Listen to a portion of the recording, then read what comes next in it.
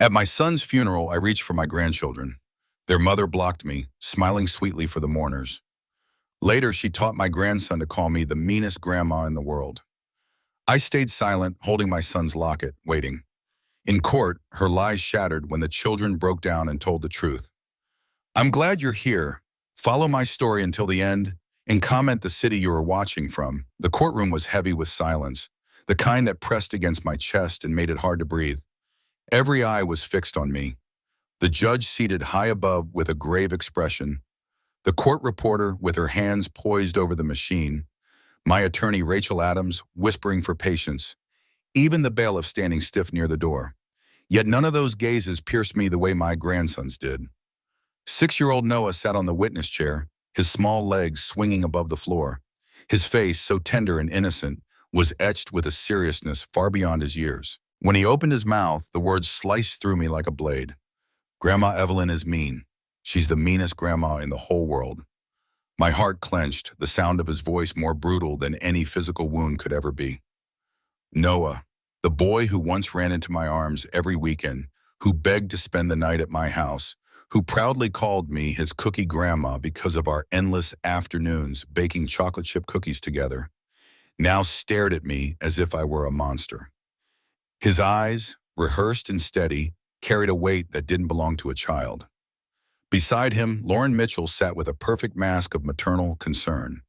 One hand rested lightly on Noah's shoulder, as though she were the picture of support, a grieving widow guiding her son through a difficult moment. But I caught the slight curl of her lips, the glimmer of satisfaction in her eyes. This was her orchestration. Every line Noah recited a script she had fed him. The judge leaned forward. Noah, can you tell me why you believe your grandmother is mean? Noah's gaze flicked to his mother, who gave him the subtlest nod of encouragement. She tries to take me away from Mommy, he said softly, his voice careful, practiced. She says bad things about Mommy. She makes Lily cry. Each word was a distortion of the truth. I had never tried to take them from their mother. I had only asked for the visitation rights the court had already granted me, rights Lauren ignored again and again. I never spoke ill of her in front of the children, though heaven knows I had reason to. And Lily's tears, they came not from me, but from the painful goodbyes when she had to leave my home, a place where she felt safe. I looked toward Lily, seated quietly beside her court-appointed guardian, Mrs. Sharma. At 6 years old, Noah's twin was small and withdrawn, her eyes locked on her folded hands. She wouldn't look at me.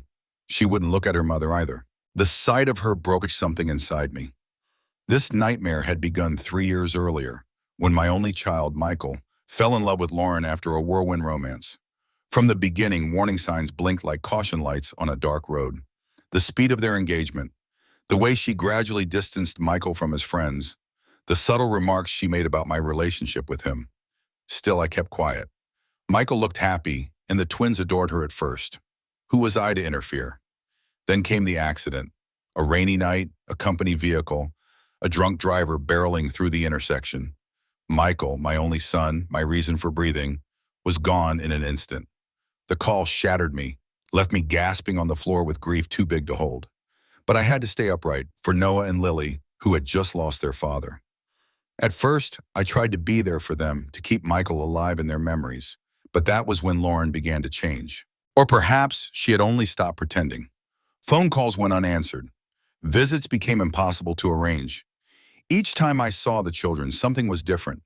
Quieter, more nervous, their clothes too small, their little bodies thinner than before. When I raised general concerns, Lauren accused me of criticizing her parenting. When I offered help, she said I was overstepping. When I mentioned Michael's name, she snapped that I was dwelling in the past and upsetting the children. The breaking point came when I picked up Lily from school for one of my court-approved visits.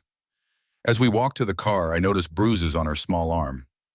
I bent down, touched them softly, and asked what had happened. Tears spilled down her cheeks as she whispered, "Please don't tell Mommy I told you." That was the moment my world shifted. That was the moment I knew I could no longer stand by quietly, hoping Lauren would do right by them. I had to fight for custody.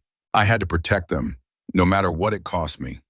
And yet here I was, sitting in a courtroom, watching the boy I loved more than life itself declare me the villain. "Mrs. Carter," Rachel whispered at my side, snapping me back to the present. "It's time to present our evidence." I tore my eyes from Noah long enough to nod, but before I stood, I looked at him one more time. Behind the careful delivery of his words, behind the mask his mother had placed on him, I saw the faintest flicker of hesitation, a trace of confusion. That small glimmer was enough to remind me why I was here, why I would not crumble beneath Lauren's manipulation or Noah's painful testimony. I rose from my chair, gathering every ounce of strength left inside me. For Michael's children, for safety, for love. The battle had only begun. I should have seen it coming. The signs had been there from the very beginning, each one a red flag waving in plain sight. But I chose to look away. I wanted my son happy, and when Michael first brought Lauren into our lives, he was glowing with the kind of joy that makes a mother's heart soften. He had met her at a colleague's wedding. 3 months later, they were engaged. 6 months after that, they were married. Everything happened so fast that my head spun, but Michael's eyes sparkled when he said, "Mom, when you know, you just know." He was 32, steady, responsible, successful. Who was I to question him? I swallowed my doubts and smiled, telling myself that love worked in mysterious ways. The first warning came during their wedding planning.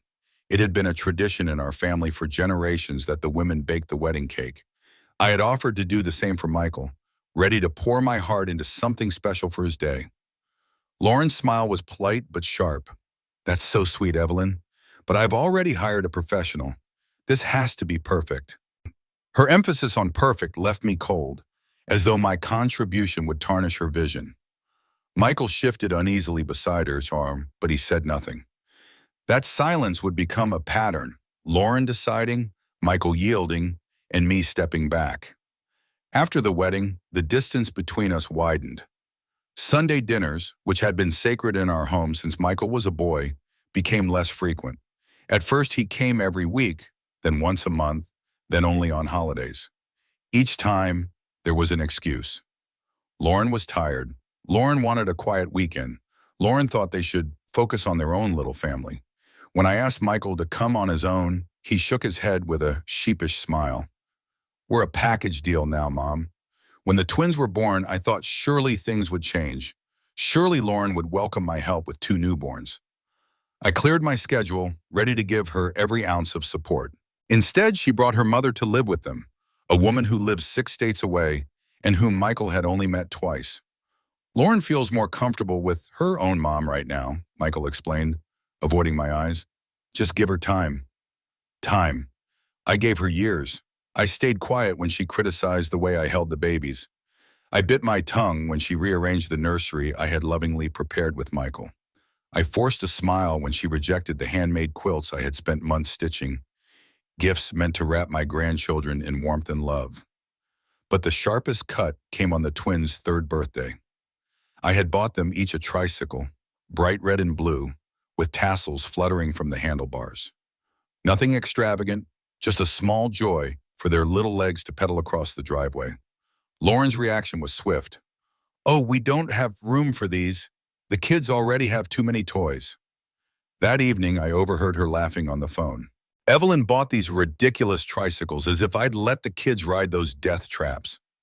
I slipped into the kitchen, tears stinging my eyes, my hands gripping the counter to keep from shaking. Michael found me there, and for once, his frustration boiled over. Their voices clashed in the other room, sharp and furious. It was the first time I'd heard him raise his voice to her. The next day, he brought the tricycles to my house. "Keep them here, Mom, for when the kids visit." His voice was weary, his smile tired. "She's just protective. The kids are her world." That was the problem. They weren't our world. They were hers and hers alone, possession rather than partnership. Then came the night everything unraveled. A rainy Thursday, a drunk driver, a collision that stole Michael's life before anyone could say goodbye.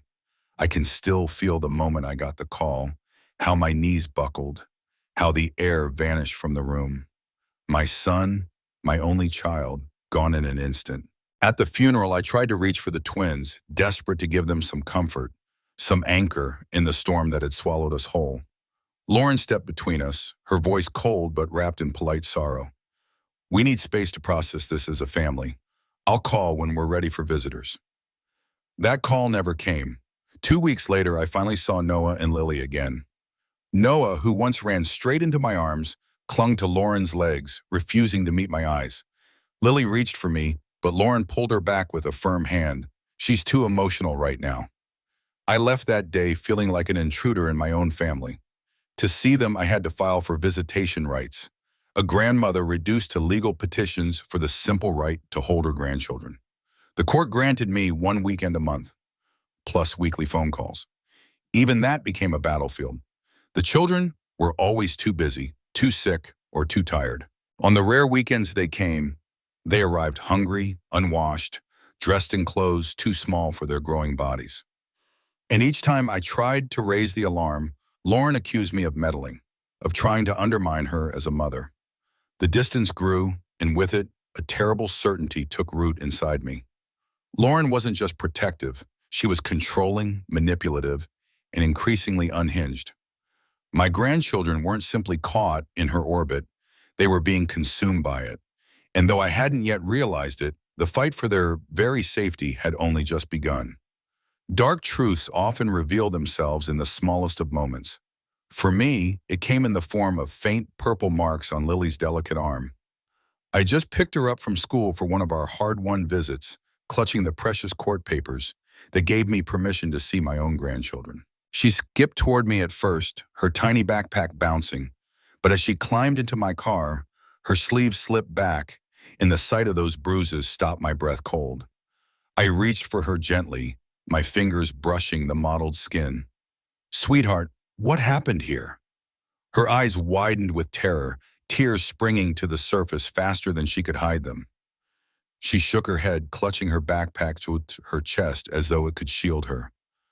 "Please, Grandma, don't tell Mommy I told you." The words came out in a rush, soaked in fear. Something inside me cracked wide open. Until that moment, I had been clinging to hope, convincing myself that maybe Lauren was simply overwhelmed. Maybe the neglect I saw was born of grief or distraction. But bruises like these didn't lie. The truth was staring at me through Lily's trembling lips, and it left no room for denial. That night, after I returned the twins to their mother, I sat awake in the dark, my body rigid, my mind replaying Lily's plea again and again. I knew then that silence was no longer an option. I had to act. I began documenting everything with meticulous care. Missed visits, phone calls ignored, the children arriving hungry, their clothes threadbare, shoes with soles worn thin. I wrote down every whisper, every frightened glance, every detail that could speak for them when they were too young or too scared to speak for themselves. The hardest part was watching Noah. He grew quieter each time I saw him, his bright spirit dimming. Once, when I tried to hug him goodbye, he stiffened in my arms, his voice barely audible. "Mommy says if we tell you stuff, you'll take us away." It was as though Lauren had poisoned their innocence, twisting their love for me into fear. And yet, despite the pain, I kept writing. Every note in my journal felt like a lifeline I was throwing into the storm, hoping one day someone would grab hold. The final confirmation came 9 months later, during another visit. Lily slipped out of the bathroom with tears streaming down her cheeks. She lifted her shirt just enough for me to see the dark imprint of fingers splayed across her back. "Travis did it," she whispered, naming Lauren's new boyfriend. "He said I was being too noisy." My hands shook as I pulled her close. Rage boiled inside me, but I forced myself to stay calm, to soothe her trembling shoulders, while my heart thundered with fury. That night, after returning the children, I called Child Protective Services. They investigated, but Lauren brushed it all away with a casual lie. Lily had fallen at the playground. Case closed. But something inside me had hardened. I would not let bureaucracy bury the truth. If no one else could protect Noah and Lily, then I would. I gathered evidence like a soldier gathering weapons. Each detail, each small truth was a piece of ammunition in a war I had never wanted to fight, but could no longer avoid. The weight of it threatened to break me, but the memory of Michael's smile, the sound of his voice calling me Mom, steadied me. Fight for them, I could almost hear him whisper. Don't give up. From that night forward, I knew this battle was mine to carry. No matter the lies Lauren spun, no matter the hatred she planted in my grandchildren's hearts, I would stand firm. And I want you to stay with me through this journey, because what followed next would strip away every illusion, exposing the lengths a mother would go to protect her children, even if it meant being painted as the villain. If this story has already stirred something inside you, share it, let others hear it, and keep listening, because the truth, once revealed, cannot be silenced. The first evidence came from an unexpected place, a classroom that smelled faintly of crayons and chalk dust. I had gone to Noah and Lily's school for a parent-teacher conference, a right I still held in spite of Lauren's constant objections. Mrs. Turner, their kindergarten teacher, greeted me with a nervous smile. She was a petite woman with kind eyes, but that day her gaze darted to the hallway as if she feared someone might overhear. Mrs. Carter, she said softly, closing the door behind us. I'm glad you came.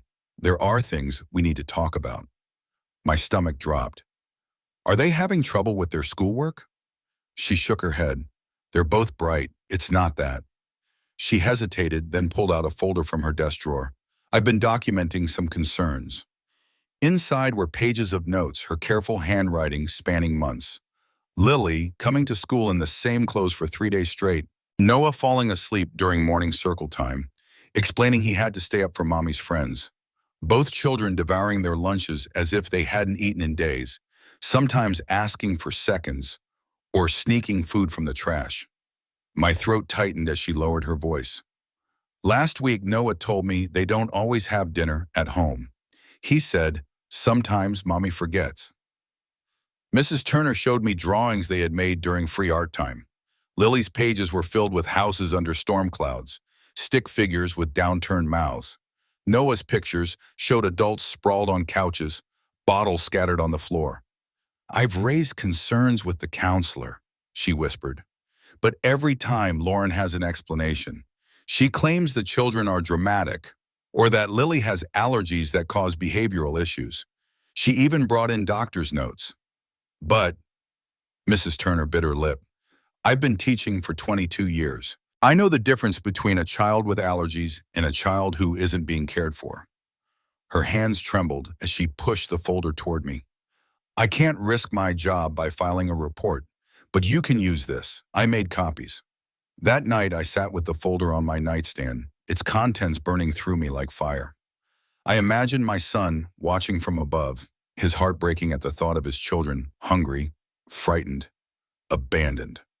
The next morning, my phone buzzed with a text from an unknown number. Check your email. Evidence you need. The sender was Derek Collins, Lauren's ex-boyfriend, before she met Michael. In his email were photos and videos, Lauren drunk at noon, screaming at a child visitor. Lauren hurling dishes across the kitchen. Text messages threatening to harm herself if Derek left her. I didn't say anything when she married your son, Derek wrote. I was just relieved to be free. But those kids deserve better. I'll testify if needed. My hands shook as I scrolled through the images. Piece by piece, the mask Lauren had so carefully crafted was unraveling. Still, I needed more. I hired a private investigator, a decision that felt both desperate and necessary. 2 weeks later, he handed me a report thick enough to make my blood run cold. Lauren was leaving Noah and Lily alone for hours, sometimes all night. She had a revolving door of men, some with criminal records. The children were often unfed, unbathed, unsupervised. There were photographs of Lily waiting outside the school for nearly an hour, while Lauren sat in her car, head slumped against the steering wheel, either asleep or intoxicated. There was a photo of Noah wandering the neighborhood at dusk, knocking on neighbors' doors, asking if they had food. The most damning piece was an audio recording. Lauren's voice, sharp and venomous, shouting, "If you tell Grandma anything, they'll take you away and you'll never see me again. Is that what you want? To be all alone?" The small voices that answered were terrified. "No, Mommy, we won't tell." I listened with tears running down my face, fury and grief mingling in my chest until I could barely breathe. With trembling hands, I gathered everything: Mrs. Turner's documentation, Derek's photos, the investigator's report, and my own journals. I carried the stack to my attorney, Rachel Adams. She read silently, page after page, her expression growing grimmer with every word. "This is compelling," she said finally, "but you need to be prepared. Lauren will fight back hard. She'll paint you as a bitter mother-in-law who can't let go. She'll twist every word, every gesture." I thought of Lily's bruises, of Noah's tired eyes, of the way they ate at my table as if it might be their last meal. "I don't care what she says about me," I said, voice steady despite the tremor in my chest. "These children need someone to fight for them. Michael can't do it anymore. It has to be me." Rachel nodded slowly, respect flickering in her eyes. "Then let's file for emergency custody." Her words carried the weight of war. I knew what was coming. Lauren would not surrender easily, but I was ready. For Noah, for Lily, for Michael's memory. The battle lines had been drawn. The morning of the custody hearing felt like walking into the heart of a storm. I dressed carefully, choosing a simple navy dress, neither flashy nor severe.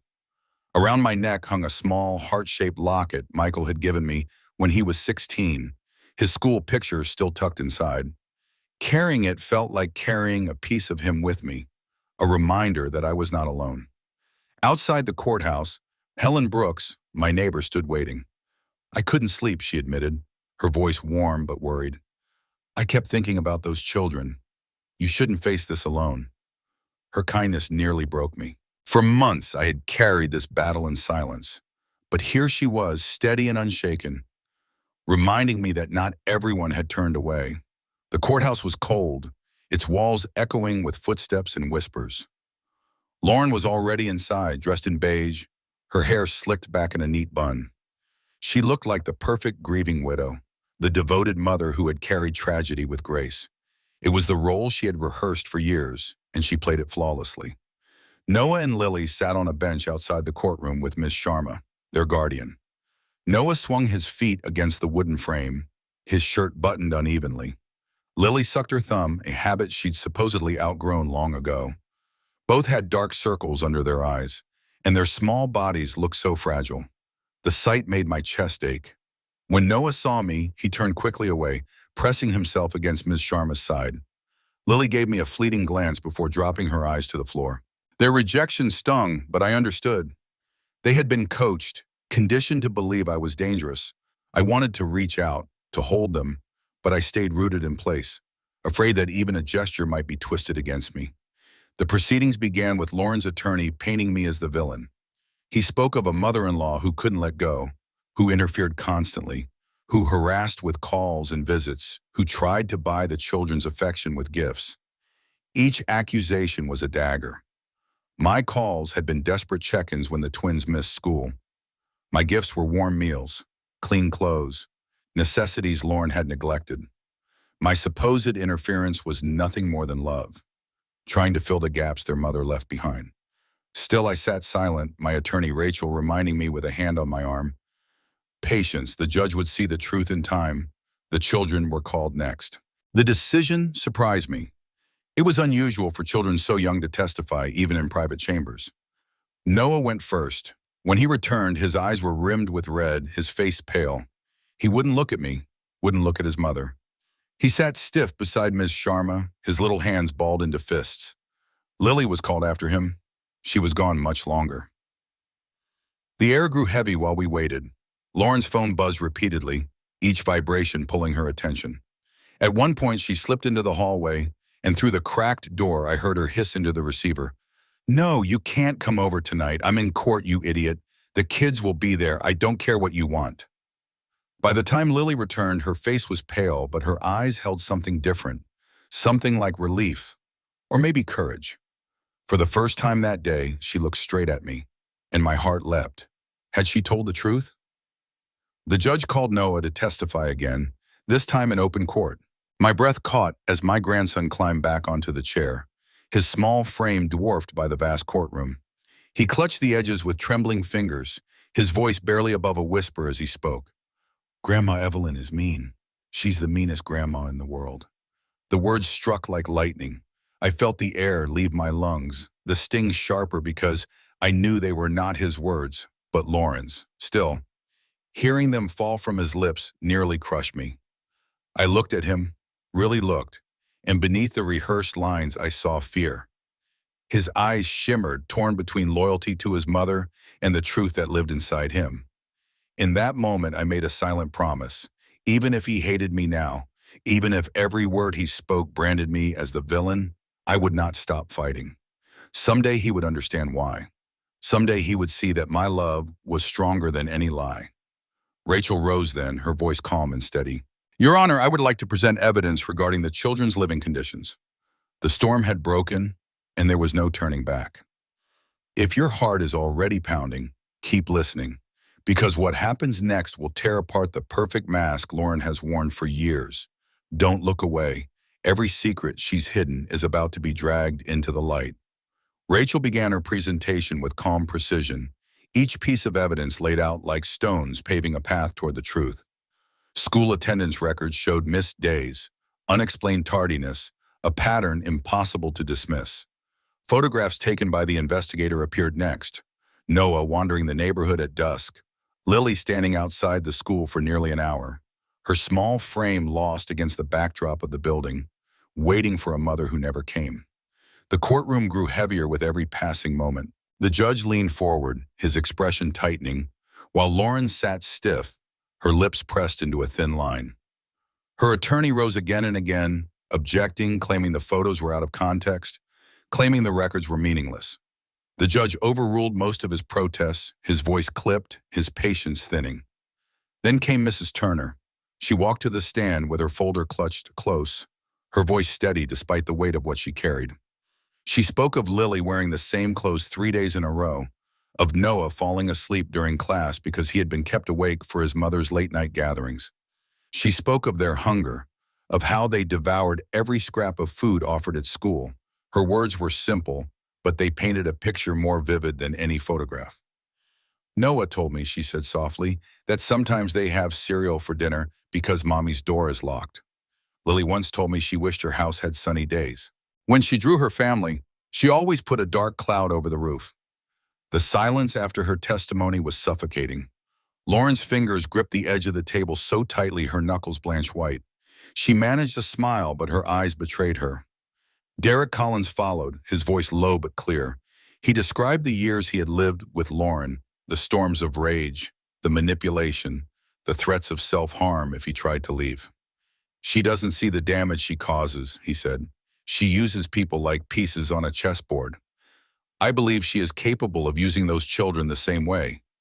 He read aloud the text messages she had sent him, the threats that bled with desperation and cruelty. The courtroom listened in silence, the words echoing with a rawness that even Lauren's attorney could not spin away. And then came the recording. Rachel pressed play, and Lauren's voice filled the room, sharp and venomous. If you tell Grandma anything, they'll take you away, and you'll never see me again. Is that what you want, to be all alone? The sound of the children's frightened voices followed, trembling replies of, "No, Mommy, we won't tell." A hush swept over the courtroom. The judge's face darkened, his jaw tightening as he looked directly at Lauren. Even her attorney's mask slipped for an instant, his eyes flickering with unease. "Mrs. Mitchell," the judge said firmly, "do you care to explain this recording?" Lauren straightened in her chair, her tone syrupy smooth. "That recording is taken out of context. I was explaining the court procedures in a way the children could understand. They were confused, frightened by all this legal action Mrs. Carter initiated. Her lie hung in the air like smoke, acrid and suffocating. The judge's gaze did not soften. And the allegations of neglect, the absences, the hunger, the children left alone? Lauren's voice wavered at the edges, though she masked it with a practiced tremor. "Your Honor, I'm a single mother doing my best. Since Michael's death, I've struggled. Mrs. Carter has never approved of me. She's using this tragedy to take my children away." I bit my tongue until I tasted blood. Her ability to twist the truth was almost breathtaking. For a moment, I feared the judge might believe her performance. Then a small voice broke the silence. "That's not true." Every head turned. Lily had risen from her seat beside Miss Sharma, her face pale but her chin lifted with fragile courage. "Emma, honey, sit down," Lauren snapped, her mask cracking. But Lily took a trembling step forward. "Mommy does leave us alone," she said, her voice shaking but growing stronger. "She says we're big kids and we don't need babysitters, but we get scared when it's dark. Sometimes we don't have dinner. Grandma always makes sure we eat." Lauren's face contorted, fury flashing beneath her veneer. "Stop talking right now. Mrs. Mitchell," the judge warned sharply, "do not address the child." Lily's small hands clenched at her sides. "Mommy told Noah to say Grandma was mean. She made us practice. She said if we didn't do it right, they'd take us away forever." Noah's composure broke. His little shoulders shook as words tore from him. "I don't want to lie anymore," he cried, tears streaming down his cheeks. "I'm sorry, Grandma. I didn't mean it." The judge immediately ordered a recess. Miss Sharma guided the children out, her hand resting protectively on their backs. As they passed, Lily looked at me, her eyes filled with something I hadn't seen in months. Trust. When court resumed, the judge's voice carried no hesitation. "Mrs. Mitchell, the evidence presented today, coupled with the children's own statements, raises grave concerns about your fitness as a parent. I am ordering a full investigation by Child Protective Services. Until that investigation is complete, temporary custody of the children will be granted to Mrs. Carter." The air rushed from my lungs. Temporary custody. My grandchildren would be safe, at least for now. Lauren erupted, her voice shrill. "You can't do this. They're my children. She's turning them against me." Bailiffs moved quickly, containing her fury as the judge continued, his tone unwavering. "Mrs. Mitchell, this outburst only reinforces my concerns. You will have supervised visitation rights pending the outcome of the investigation." Beside me, Rachel squeezed my hand. "It's the first step," she whispered, "but it's a big one." For the first time since Michael's death, hope bloomed inside me. But as I glanced at Lauren's face, twisted with rage, I knew this war was far from over. The house was quiet, but my heart thundered as if the walls themselves could hear it. That night, for the first time in what felt like forever, Noah and Lily slept under my roof, away from the chaos and fear that had shadowed their young lives. It should have been a moment of relief, but the air was thick with uncertainty, every corner filled with the ghosts of what we had endured to reach this fragile peace. Lily clung to me as though I might disappear if she let go. She followed me from room to room, her small fingers curled tightly around mine. When I tucked her into bed, she whispered, "Are we really staying here now? For more than just the weekend?" Her voice was timid, the words trembling in the dim glow of the nightlight. "Yes, sweetheart," I told her softly. "The judge decided it's safer if you and Noah stay with me for a while." Her brow furrowed. "Is Mommy in trouble?" I chose my words carefully, remembering the advice of the social worker. "Your mom is going through a hard time. She needs help to get better. For now, you're here with me and you're safe." Lily was quiet for a long moment, then pressed her face against my hand. "I was scared to tell the truth. I thought you'd be mad at me." Tears stung my eyes as I brushed the hair from her forehead. "Never. I could never be mad at you for telling the truth. That was the bravest thing you've ever done." When I left her room, my chest was tight, but it was Noah who haunted me most. His door was nearly shut, the faint glow of his lamp spilling into the hallway. I knocked softly. "Hey, buddy, can I come in?" He nodded without looking at me, sitting cross-legged on his bed, clutching the old stuffed triceratops his father had given him years ago. "I lied," he said finally, his voice breaking. "I said you were mean, but you're not." I sat carefully on the edge of the bed, leaving space between us. "Noah, look at me." His eyes lifted, shimmering with guilt. "You were scared," I said gently. "You were trying to protect your mom. That doesn't make you bad. That makes you human." His lip trembled. "But I hurt your feelings." "Yes," I admitted, my own voice soft. "It did hurt, but I know you didn't mean it. Sometimes fear makes us say things we don't really believe." "Is Mom going to hate me now?" he whispered. My heart ached. "No, sweetheart. Your mom could never hate you. She just needs time to work on herself. But no matter what happens, you will always be loved. You will always be safe." For a moment he hesitated. Then slowly he leaned against me. It was only a brief hug, but it was enough to flood me with hope. I had prepared their rooms as if trying to stitch the past back together. Dinosaur sheets for Noah, butterflies for Lily. Their favorite stuffed animals lined up neatly on pillows, waiting like old friends. After dinner, chicken nuggets and macaroni and cheese, food they ate hungrily without complaint.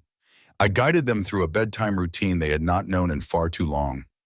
Baths, pajamas, stories, rituals of stability, rituals of love. Still, I knew healing wouldn't happen overnight. The weeks ahead would bring nightmares, tantrums, setbacks born from wounds deeper than any child should carry. But for the first time since Michael's death, the path forward glimmered with possibility. As I stood in the hallway listening to the steady rhythm of their breathing, I placed my hand over the locket at my neck. "I'm keeping my promise, Michael," I whispered into the quiet. "They're safe tonight." And to you, listening now, if you've ever doubted the strength of love, remember this moment. A child's trust can be broken, but it can also be rebuilt. If this story has touched you, if you believe family can be a refuge, even in the darkest of storms, stay with me. Like, share, and keep listening. Because what happens next will show how fragile healing can be and how easily shadows return to test it. The weeks that followed felt like walking across thin ice. Every step careful, every moment fragile, but each day carried us a little closer to solid ground. With Noah and Lily now under my roof, our lives began to take on a rhythm, one built not on fear or chaos, but on the quiet stability children need to grow. Each morning I packed lunches and drove them to school myself, making sure their clothes were clean, their hair brushed, their shoes tied. After school, we sat together at the kitchen table, working through homework before dinner. It was ordinary, but ordinary was exactly what they needed. Yet beneath this new routine lingered shadows of what they had endured. Lily developed the habit of hiding food under her bed, granola bars, apples, crackers I had placed in the pantry. The first time I found the stash, my heart nearly broke. She looked up at me with wide, frightened eyes, as though she expected punishment. "Sweetheart," I said gently, crouching down so we were eye level, "you don't need to hide food here. You'll never go hungry again. I promise." She hesitated, then whispered, "But what if it's gone tomorrow?" I pulled her into my arms, stroking her hair as tears slipped down my cheeks. "It won't be. Not here." Noah's struggles were different. His pain surfaced in sudden bursts, tantrums that left him trembling, tears spilling over frustrations too heavy for his young heart. When homework was hard, he slammed his pencil against the table, his small fists clenching as if the whole world had turned against him. Once, he screamed at me, "You'll just send me back," before breaking into sobs. I gathered him close, holding him through the storm until his anger gave way to exhaustion. "I will never send you away," I whispered into his hair. "This is your home. You are safe here." Even with all my love, I knew I could not do this alone. The court-appointed therapist, Dr. Harris, became a lifeline. Twice a week, she met with Noah and Lily, helping them untangle the knots of fear and confusion their young minds could not process.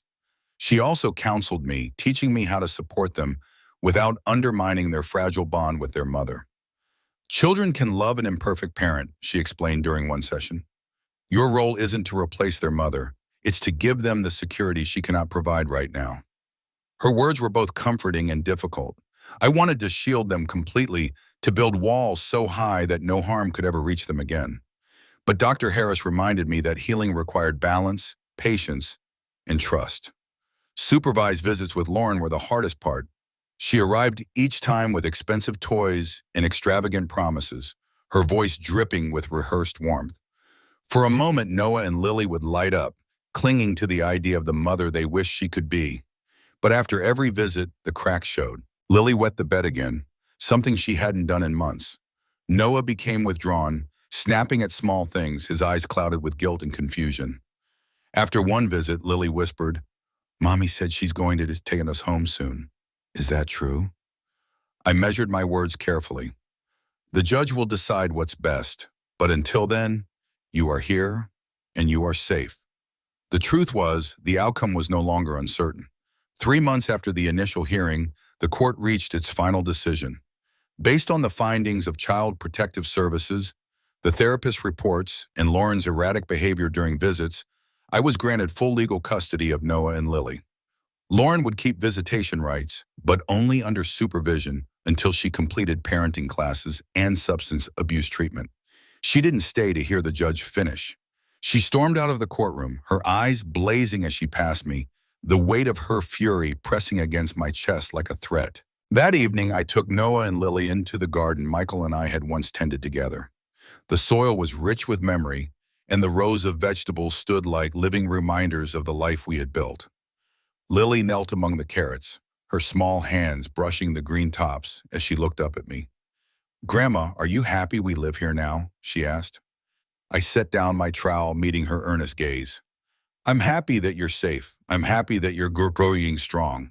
I wish your daddy were still here, and I wish your mommy could take better care of you. But yes, having you here fills my heart." Noah appeared beside her, holding a handful of cherry tomatoes. His voice carried more certainty than I expected. "Dad would be happy we're with you. He always said you were the best mom ever." Tears blurred my vision. I reached for them both, pulling them close as my heart ached and healed all at once. And for the first time in years, I allowed myself to believe we were building something new. A family reborn, not free of scars, but stronger because of them. 6 months turned into a year, and slowly the shadows began to lift. Noah and Lily blossomed in ways I had once only prayed for. Their cheeks filled with color, their laughter returned, and their shoulders no longer carried the invisible weight of constant fear. The nightmares became less frequent. Lily stopped hiding food beneath her mattress, and Noah no longer flinched at sudden noises. Our home settled into a rhythm that felt both new and familiar. School mornings were busy with backpacks and cereal bowls. Evenings were spent at the kitchen table with crayons, puzzles, or stories. The house echoed with the sound of children's footsteps, a melody I thought I had lost forever. Lauren's supervised visits continued, though her presence no longer carried the same storm. Treatment had begun to shape her, but the path ahead was long, and I remained vigilant. I knew better than to mistake silence for safety.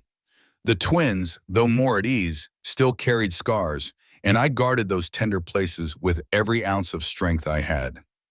On the second anniversary of Michael's death, we visited his grave together. The cemetery was quiet, the trees rustling with a soft breeze. Noah and Lily each carried drawings they had made, bright pictures filled with sunshine and birds and flowers, and placed them beside the lilies I had brought. "Daddy would like these," Lily whispered, her small hands slipping into mine. We sat on the bench facing his headstone, the three of us together in a silence that felt sacred. My heart ached with longing, but it also swelled with peace.